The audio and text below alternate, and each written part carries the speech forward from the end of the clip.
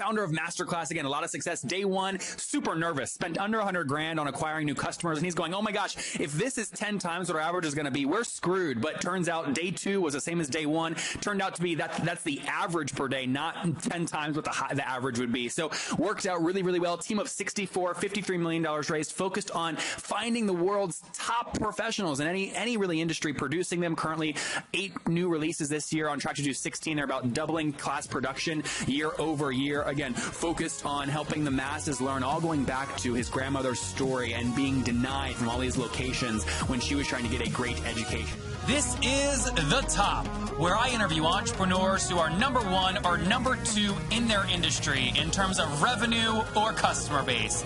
You'll learn how much revenue they're making, what their marketing funnel looks like, and how many customers they have. I'm now at $20,000 per talk. 5 and 6 million. He is hell-bent on global domination. We just broke our 100,000 unit sold mark. And I'm your host, Nathan Latka. Many of you listening right now don't have time to listen to every B2B SaaS CEO that I've interviewed. If you want to get access to the database I've created with year-over-year growth rates, customer accounts, margins, and many, many other data metrics and data points, you can go to getlatka.com.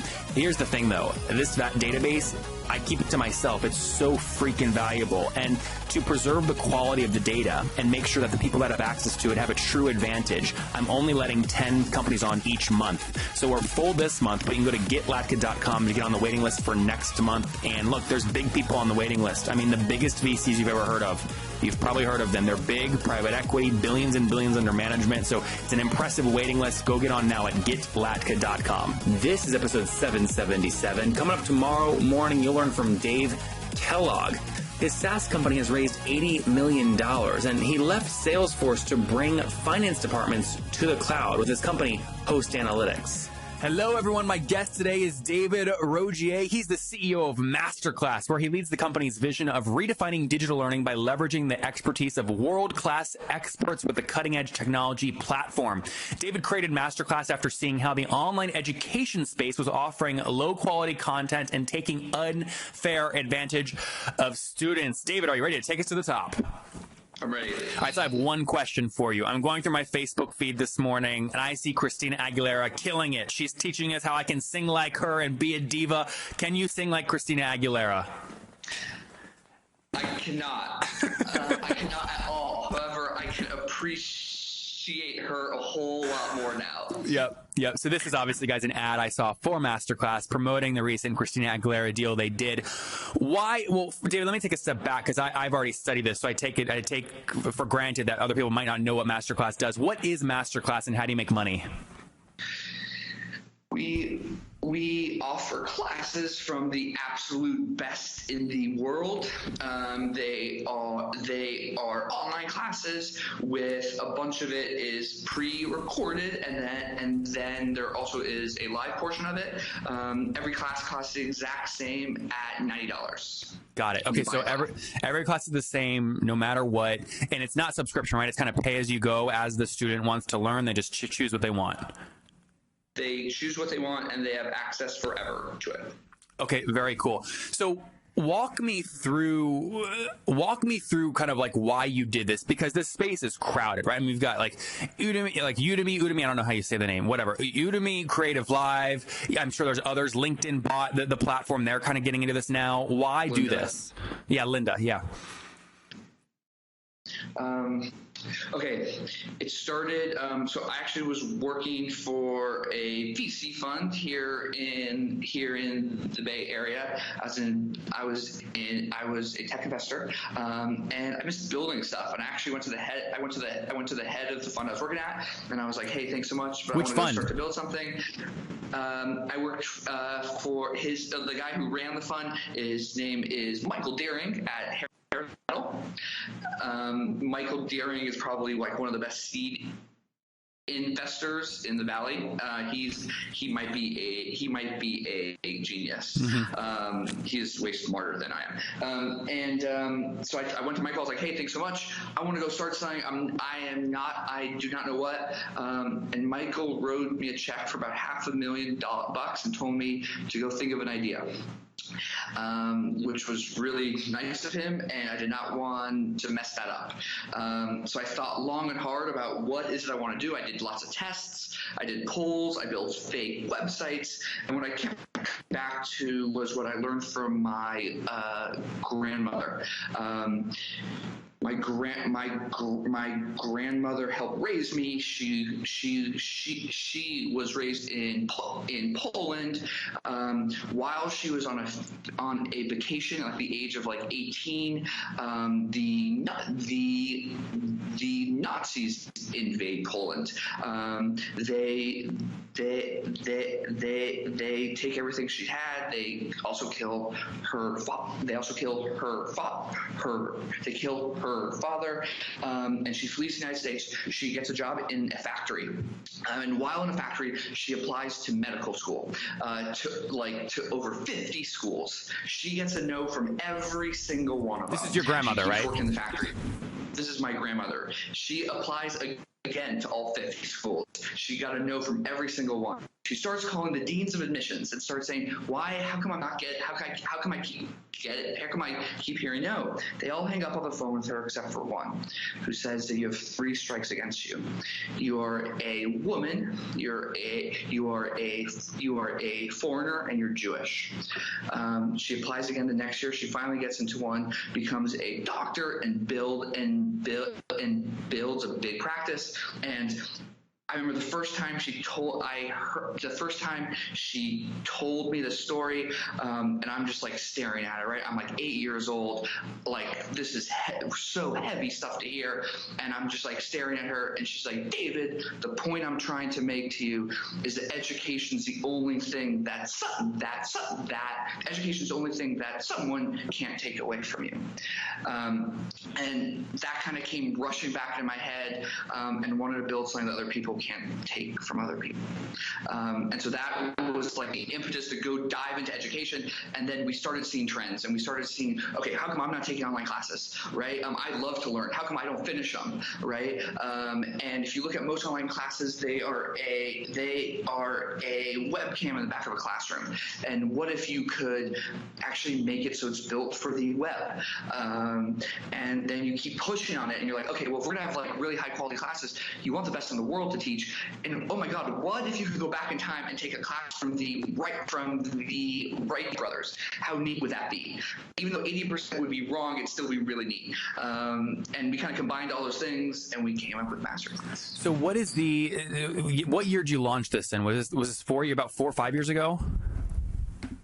No, it was about 2 years ago. So we launched May 2015. Okay, and total capital raised to date is how much? Approximately 50 million. 50. So you've been obviously really aggressive, right? 2 years old, raising $50 million. I mean, you're kind of going all in.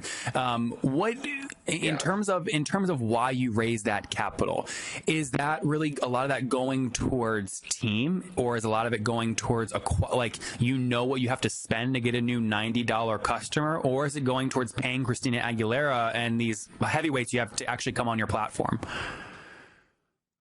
No, it's almost all of it is to increase team and the production to shoot more classes. Mm-hmm. And what is your team size today? We're now at 68.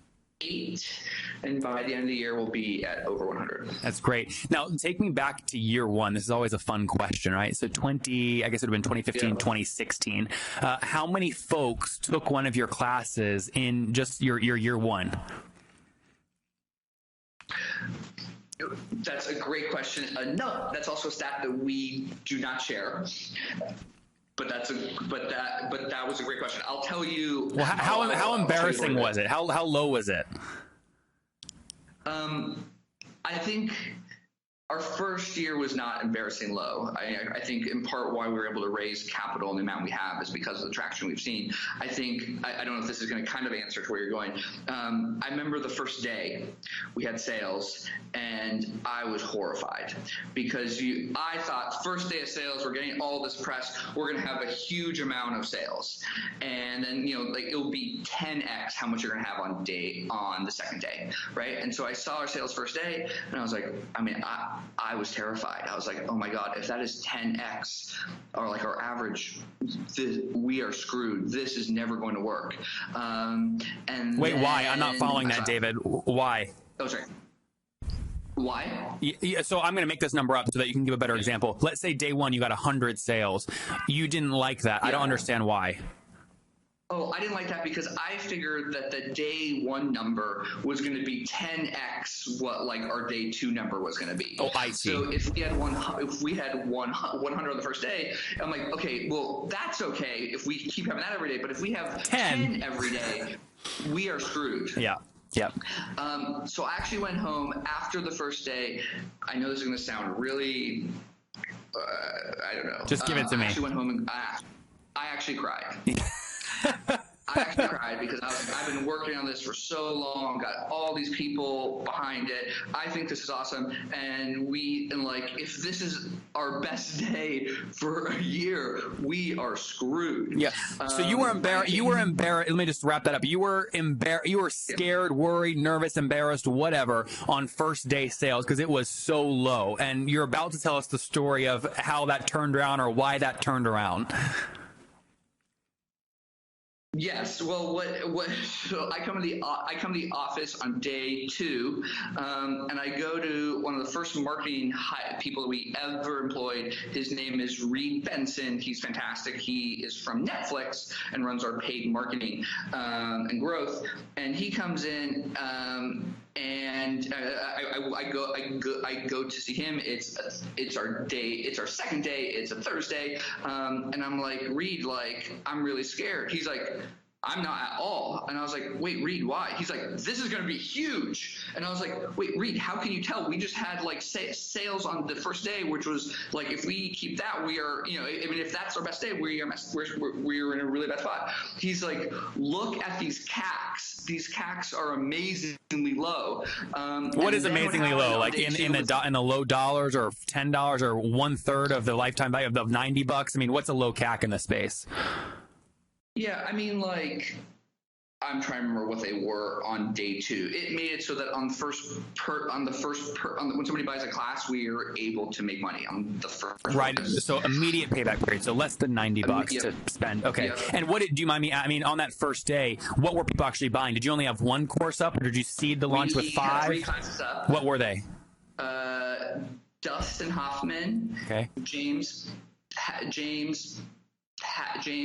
Patterson and Serena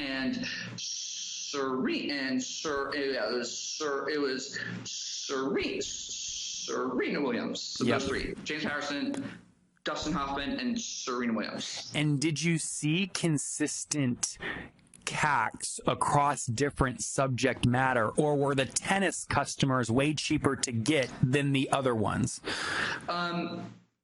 It was pretty close. Interesting. It was pretty close. What was also interesting was after Reid said that to me, with end of day our closed on second day, our sales were just like they were on day one. Great.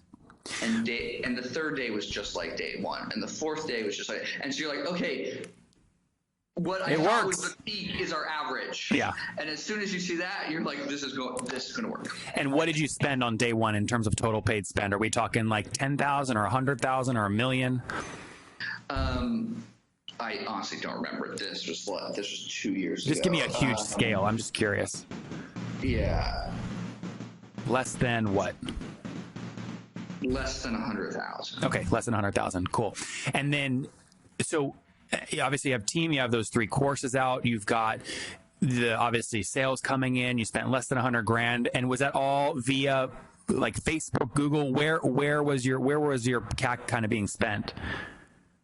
Yeah, I mean, paid works well for us across a bunch of channels. The other thing we have, which is nice, is that our instructors help promote our classes. The instructors, this is their life work that they're trying to put into a class. They really care, are invested.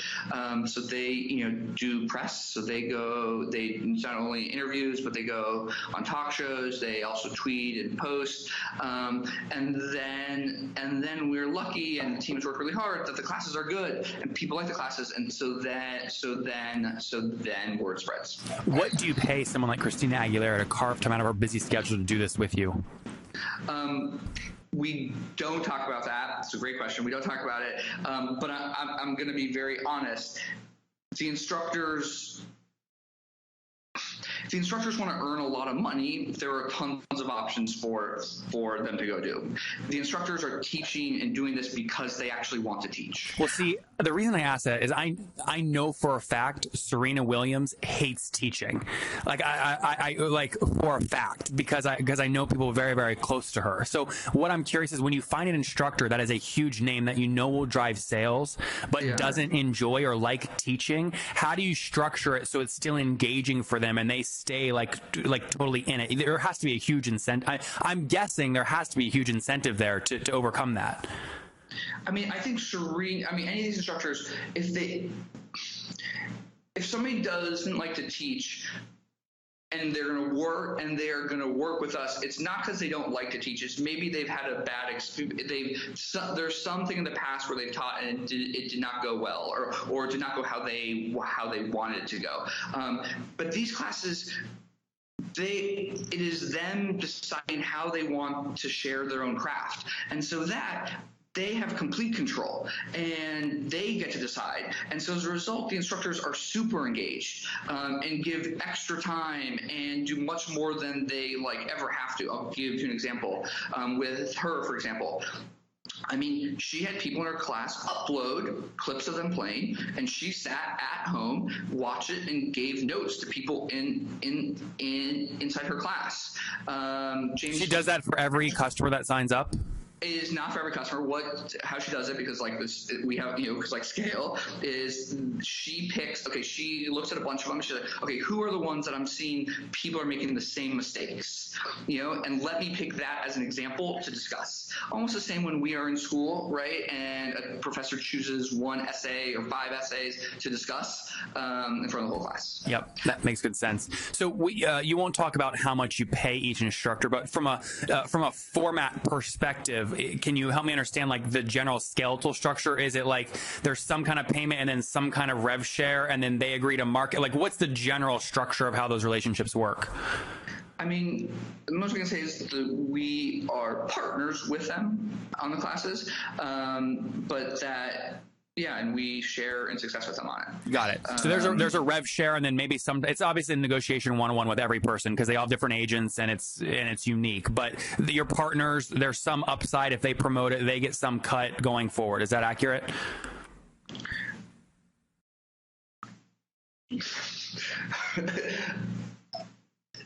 Not on all the specifics that you're saying, but they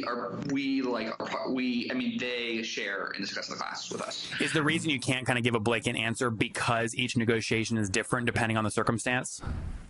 Oh no, why we can't is one, in an actual deal, we cannot share the deal points and stuff like this, but also because. Yeah, so that's one. 2 is because that's not what it takes away from what actually drives them to actually teach. And I'm let me give an example.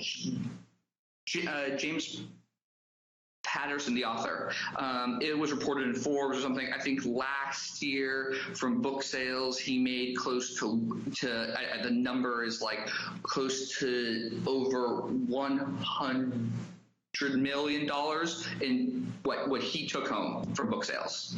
$100 million from book sales, right? Why he teaches with us, there's lots of ways for him to earn more money, but what James in the class, he's answering students, helping students. He was so impressed by the students in this class that he actually picked one student to be his next co-author. Like, that is stuff you could never put into a deal, right? Or like a structure. You never, but like they get so invested in this that like they go above and beyond. Well, David, that's true. But I mean, in all fairness, you see marketers do this a lot. Hey, if everyone that purchases today, one of you is going to get some variable reward. Nobody knows who it's going to be, so they want to buy a lottery ticket to potentially be the co-author. It drives way more sales. Okay, but wait, hold on. Most of the time when that happens, you win like a prize, right? Or you get some cash, or you get a trip. James Patterson is picking, and it's like you actually have No, I agree with you. It's a huge prize. But my point is, he's not just necessarily doing it because he knows it's going to drive significant more revenue on the course when he puts a big variable reward on that. Yeah, but I guess I don't know how to. The amount that would drive is. What's the amount? What? You could tell me the average sales per account, and this answer would be solved easy. Yeah. But I mean, okay, look. But like, I think if you look at any of these instructors, they could earn substantially more from doing an ad with Amex. Yeah, sure. Right? I get it. Like that. Okay. So like.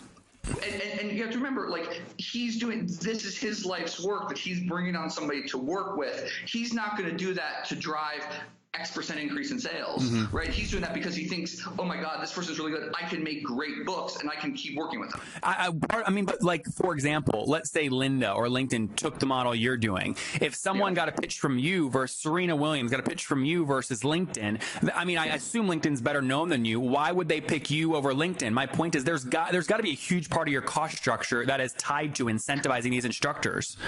Oh, but I mean, like a LinkedIn could always pay more than we could. Exactly, right? that's my point. Yeah. So but I don't think it's cost structure. I actually think it's that. What if you look at the quality of the classes, right, compared to these other sites, right? If you look at the emphasis and time we put in what is taught, how it's taught, what it looks like, the respect we do on their craft. And the community of other instructors that they get to join, right? I think, I don't know, I guess my point is I don't think it's cost structure or comp because we would never be able to win. Yep. Last few questions here, David, before we wrap up with the famous 5. How many classes today are on the platform? How many different 20. instructors? 28? Just 20. 20. Okay. And what's your velocity? Are you getting like one new out per month, or like do you try and aim for any kind of production schedule like that? Yeah. So in the last year we had like 8 classes came out. In this year we have already had about 8 come out. So in this year we're trying to go times 2 for last double year over year. Yeah. Yep. Very cool. And then can you give us, you've said some things you don't want to share, but can you give us any kind of sentence or structure or range that would help people understand the success of the instructors getting exposure to X amount of students? I mean, can you give any kind of range on that? No, I really can't. What I can do is I can share some numbers. This isn't going to be exactly what you want, but that's okay. Yeah, whatever you feel comfortable with. Things we've been totally shocked by and surprised by. We thought the first group of people we were going to get were going to be people that already take online classes. That ends up not being true. About half to 80% of our students have never taken an online class before. That was really surprising to us. Other thing really surprising is who actually takes the classes. Our initial hypothesis and guesses were going to be that a large percentage of them were going to be fans. That's actually not true. You're talking about a big chunk of them are pros. So this is like, I'm a professional actor. It depends on the class, right? So there's some variation. I'm a professional actor. I professionally write. I actually want to improve my craft. The other group that we get are the enthusiasts. I am a hobbyist in the area, and then the third group is like the TED NPR crowd. Like, I love to learn. I just want to hear. I want to hear some awesome parts of how they do their craft. So I think that's also been surprising to us because I thought coming on we're gonna have a large percentage we're gonna be fans. If Microsoft and Jeff come to you today into your office and say, David's investors, we want to write you let me just put it out. Let me say $300 million check to buy Masterclass. Do you sell? No way. You guys will have to watch the YouTube video and judge David's reaction yourself. All right, guys, I talked about this earlier, but I schedule like so many meetings it would blow your mind. I mean, all my podcast interviews, right? Hundreds of entrepreneurs I talk to monthly. I schedule, and you know what? I do it so efficiently. I get them all to agree to my calendar, so all the calls are back to back to back. That means I'm not switching in between tasks all day long. I get them to batch so that I can be very efficient. It's so critical. I use a tool called Acuity Scheduling to do this at nathanlatka.com/schedule. It eliminates the back and forth between me and people I'm trying to meet with. It makes it very simple. And most importantly, they help me keep my no-show rate very low because they send out reminders. Helps you look very professional. So go to nathanlatka.com/schedule to sign up. And you get a great deal. You know, you guys know this. I hit people hard. I make great deals. And Gavin, the CEO, has given us a great deal. If you sign up like normal people, okay, on their website, you only get a 14-day free trial. If you use my link, nathanlatka.com/schedule, you get 45 days free. Okay, it's the best. It's free. Go to nathanlatka.com/schedule right now to sign up, and I'll see you there. David, let's wrap up here with the famous five. Number one, what's your favorite business book? The Science of Shopping by Paco Underhill. Number two, is there a CEO you're following or studying currently? Jeff Bezos. Number three, is there a favorite online tool you have, like Acuity Scheduling? Actually, like Doodle. Doodle, that's a good one. Number four, how many hours of sleep do you get every night? Not enough. Between like 5 and 7. Okay, so we'll say 6. And what's your current situation? Married, single? Do you have kids? I am single. Single, no kids. Okay, and how old are you, David? In October, I will be 35. Very good. And it's not October 3rd by any chance, is it? October 24th. Okay, I'm the 3rd. I was going to say it'd be destiny. Yeah. All right, last question. Take us back 15 years. What do you wish your 20-year-old self knew? Entrepreneurship is the hardest thing I've ever done in my entire life, or will be the hardest thing that you've ever done. There you guys have it from David Rogier, the founder of Masterclass. Again, a lot of success. Day one, super nervous, spent under $100,000 on acquiring new customers. And he's going, oh my gosh, if this is 10 times what our average is going to be, we're screwed. But turns out day two was the same as day one. Turned out to be that's the average per day, not 10 times what the average would be. So worked out really, really well. Team of 64, $53 million raised, focused on finding the world's top professionals in any really industry, producing them. Currently 8 new releases this year, on track to do 16. They're about doubling class production year over year. Again, focused on helping the masses learn, all going back to his grandmother's story and being denied from all these locations when she was trying to get a great education. David, thank you for taking us to the top. Yeah, thank you so much. If you enjoyed David today, go back and listen to Texting-based founder Eric Beans yesterday share his margins, cap table, evaluation, and more.